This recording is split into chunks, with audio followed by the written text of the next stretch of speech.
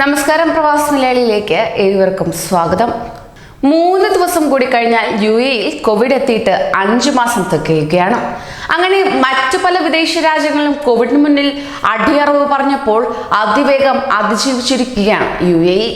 3 മാസമായി രാജ്യത്തിനുടനീളം ഏർപ്പെടുത്തിയിരുന്ന യാത്രാ നിയന്ത്രണം ഒഴിവാക്കിയതോടെ രാജ്യം വീണ്ടും പഴയ നില വീണ്ടെടുത്തിരിക്കുകയാണ്. അബുദാബി ഒഴികെയുള്ള എമിറേറ്റുകളിലെ സഞ്ചാര നിയന്ത്രണമാണ് ഒഴിവാക്കിയിരിക്കുന്നത്. ഇതോടെ രാത്രി പകൽ വ്യത്യാസമില്ലാതെ എല്ലാവർക്കും ഏത് സമയവും സഞ്ചരിക്കാൻ കഴിയുന്നതായിരിക്കും. UAE ദുരന്ത നിവാരണ സമിതിയുടേതാണ് ഈ തീരുമാനം. യാത്രാ നിയന്ത്രണം ഇതിനോടകം തന്നെ നീക്കുകയും ചെയ്തു. 3 മാസമായി നടന്നുവന്ന ദേശീയ അണുനശീകരണ യജ്ഞം പൂർത്തിയായതായി ബുധനാഴ്ച രാത്രിയാണ് ദുരന്ത നിവാരണ സമിതി അറിയിച്ചത്.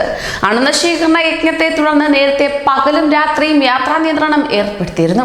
പിന്നീട് നിയന്ത്രണം രാത്രി മാത്രമായി ചുരുക്കി. ദുബായിൽ രാത്രി 11 മുതൽ രാവിലെ 6 വരെയും മറ്റ് എമിറേറ്റുകളിൽ രാത്രി 10 മുതൽ രാവിലെ 6 വരെയുമാണ് നിയന്ത്രണം ഏർപ്പെടുത്തിയിരുന്നത്. ഈ സമയം അനുമതിയില്ലാതെ അനാവശ്യമായി പുതിയ തീരുമാനം വന്നതോടെ ഈ നിയന്ത്രണമാണ് ഒഴിവാക്കിയത്. ഈ മാസം ആദ്യം മുതൽ അബുദാബിയിൽ യാത്രാ നിയന്ത്രണം ഏർപ്പെടുത്തിയിരുന്നു.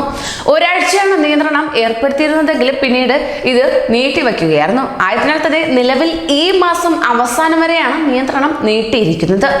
നിയന്ത്രണം ഏർപ്പെടുത്തിയതോടെ കോവിഡ് ബാധിതരുടെ എണ്ണം കുറഞ്ഞെന്ന വിലയിരുത്തലിന്റെ അടിസ്ഥാനത്തിലാണ് നിയന്ത്രണം നീട്ടിയിരിക്കുന്നത്. എന്നാൽ പുതിയ തീരുമാനം വന്നതോടെ അബുദാബിയിലും ഏറെക്കുറെ ഇളവുകൾ അനുവദിച്ചിട്ടുണ്ട്. നേരത്തെ അബുദാബി എമിറേറ്റിനുള്ളിലെ വിവിധ മേഖലകളിലേക്ക് സഞ്ചരിക്കുന്നതിന് നിയന്ത്രണം ഉണ്ടായിരുന്നു. ഇത് ഒഴിവാക്കി. അബുദാബിയിൽ നിന്ന് മറ്റ് എമിറേറ്റുകളിലേക്ക് യാത്ര ചെയ്യുന്നതിനും വിലക്കില്ല.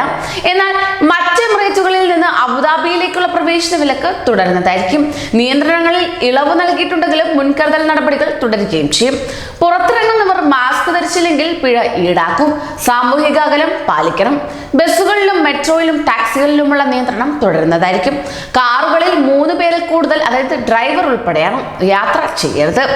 ഒരു കുടുംബത്തിലെ അംഗങ്ങളാണെങ്കിൽ 3-ൽ കൂടുതൽ പേർക്ക് യാത്ര ചെയ്യാവുന്നതാണ്. ഒരാളിൽ കൂടുതൽ വാഹനത്തിലുണ്ടെങ്കിൽ എല്ലാവരും മാസ്ക് ധരിക്കണം. ഡ്രൈവർ മാത്രമുള്ള വാഹനങ്ങളിൽ മാസ്ക് ഒഴിവാക്കാം. കൂട്ടം കൂടുന്നതിനും പരിപാടികൾ സംഘടിപ്പിക്കുന്നതിനുമുള്ള നിയന്ത്രണങ്ങൾ തുടരുന്നതായിരിക്കും. ബന്ധുവീടുകളിലെ സന്ദർശനവും ഒഴിവാക്കണം. 12 വയസ്സിൽ താഴെയുള്ള കുട്ടികൾക്കും 60 വയസ്സിന് മുകളിലുള്ളവർക്കുമുള്ള നിയന്ത്രണങ്ങളും ഒഴിവാക്കിയിരിക്കുന്നു. നേരത്തെ ഇവർക്ക് മോളുകളിൽ പ്രവേശനത്തിന് അനുമതി നൽകിയിരുന്നു. പിന്നീട് കായിക പരിശീലന കേന്ദ്രങ്ങളിലും അനുമതി നൽകിയിരുന്നു. എന്നാൽ പുതിയ തീരുമാനം വന്നതോടെ രാജ്യത്തിന്റെ ഏതു ഭാഗത്തും ഇവർക്ക് യാത്ര ചെയ്യാൻ അനുമതിയായി കഴിഞ്ഞു.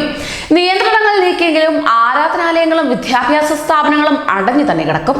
സ്കൂളുകൾ സെപ്റ്റംബറോടെ തുറക്കാനുള്ള ആലോചന നടന്നു വരികയാണ്. ഇതുവരെ ലേണിംഗ് തുടരാനാണ് തീരുമാനം. ചില ആരാധനാലയങ്ങൾക്ക് മുന്നിൽ മുൻകരുതൽ നിർദ്ദേശങ്ങൾ നൽകിയിട്ടുമുണ്ട്. സർക്കാരിന്റെ അനുമതി ലഭിച്ചാൽ ഇവയെല്ലാം ഉടൻ തന്നെ പ്രവർത്തനം ആരംഭിക്കുന്നതായിരിക്കും. അതോടൊപ്പം തന്നെ കൂടുതൽ പ്രവാസി വാർത്തകൾക്കായി ഈ ചാനൽ സബ്സ്ക്രൈബ് ചെയ്യൂ.